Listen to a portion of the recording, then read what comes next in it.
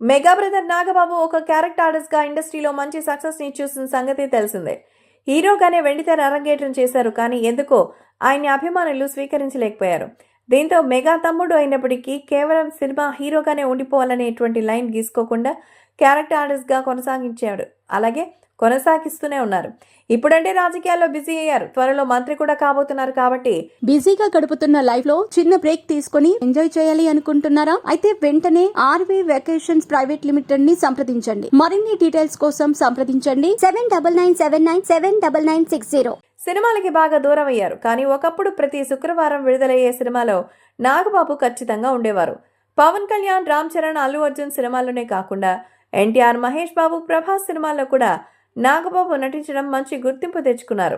కేవలం సినీ నటుడిగా మాత్రమే కాకుండా నిర్మాతగా కూడా ఆయన ఎన్నో మంచి సినిమాలను తీస్తాడు. మెగాస్టార్ చిరంజీవితో కూడినటువంటి రుద్రవీణ సినిమా నేషనల్ అవార్డుని కూడా పొందింది. అయితే నిర్మాతగా దాన్ని చావు దెబ్బ కొట్టిన సినిమా ఏదైనా ఉందంటే అది రామ్ చరణ్ ఆరెంజ్ సినిమా.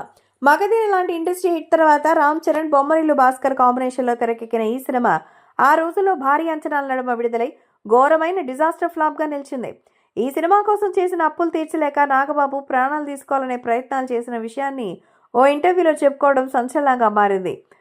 అలాంటి సినిమాని రిలీజ్ చేస్తే బంపర్ రెస్పాన్స్ సొంతం చేసుకుంది. మొదటి రిలీజ్లో ఈ చిత్రానికి ఏకంగా 4 కోట్ల రూపాయల గ్రాస్ వసూళ్లు వచ్చాయి.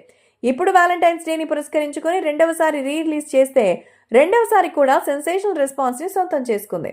కేవలం అడ్వాన్స్ బుకింగ్ ద్వారానే 50 లక్షల రూపాయలకు పైగా గ్రాస్ వసూళ్లని రాబట్టింది. సంచలనం. ప్రస్తుతం ఫుల్ రన్ ముగిసే సమయానికి 2 కోట్లు, అలాగే ఇంకా 2 కోట్ల రూపాయల గ్రాస్ ని అందుకున్నా ఆశ్చర్యపోనక్కర్లేదని అంటున్నారు ట్రేడ్ పండితులు.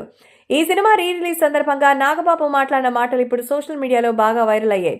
ఆయన మాట్లాడుతూ రామ్ చరణ్కి మగధీర లాంటి హిట్ తర్వాత మంచి బ్లాక్ బస్టర్ ఇవ్వలేకపోయాననే బాధ నాలో ఉంది. అప్పటి ఆడియన్స్కి ఇప్పటి ఆడియన్స్కి చాలా తేడా వచ్చింది.